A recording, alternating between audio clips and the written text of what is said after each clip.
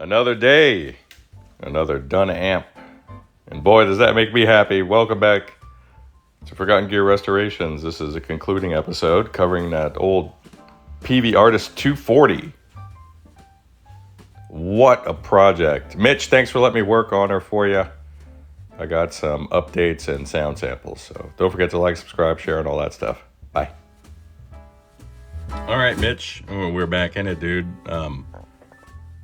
I got your chassis working.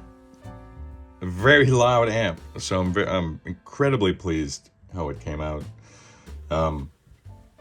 Just a little bit of noise left in the background that I'm not gonna be concerned with because it's acceptable given the state of things, and it's actually quite low. Focused on your cabinet now. I just cleaned up the interior. As you can see, all that's nice and shiny. There's your reverb pan. I did a physical inspection. I should do an electronic inspection, but I'm just gonna make an assumption and just go for it. If it doesn't work, then I'll have to order one for you. And then we'll just take it from there. So talk to you soon. All right, I'm just gonna keep the camera in the same spot. I don't have too much more time. Suffice to say, this was probably in the last decade, this was one of the most challenging restorations, just mechanically and electronically. I got off easy in that. I didn't have to replace any of the transistors in a preamp, but the recap was very challenging, as well as like restoring the aesthetics as well as I could. I mean, you can see some uneven looking patches there. That's just the cleaning fluid flashing off, so all that'll be even after. It's not perfect looking, but it's sure perfect sounding. It sounds incredibly beautiful. I was just plugged into a normal. I was not able to correct the angle, the bend in that the front control panel, and I probably wouldn't even if I could, because I know this plastic bit will crack. There's only one crack that I know of here, and that's on the master. It kind of runs through the A towards the top.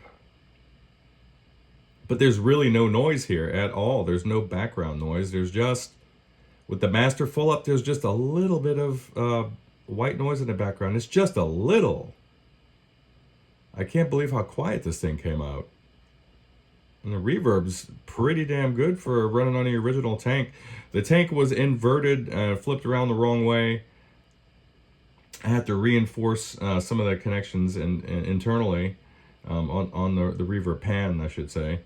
And then let me just flip this thing around, and then I'll show you the back of it. All right, Mitch, and here we go down the side. I don't know what kind of angle I can give you. But it's a little dark in here. That didn't help much. But you can see it's just nice and shiny and clean in there. So you can take her back inside now, and she'll serve you well for many years to come, I would suspect. But a really fun project. I thank you for letting me take it on for you.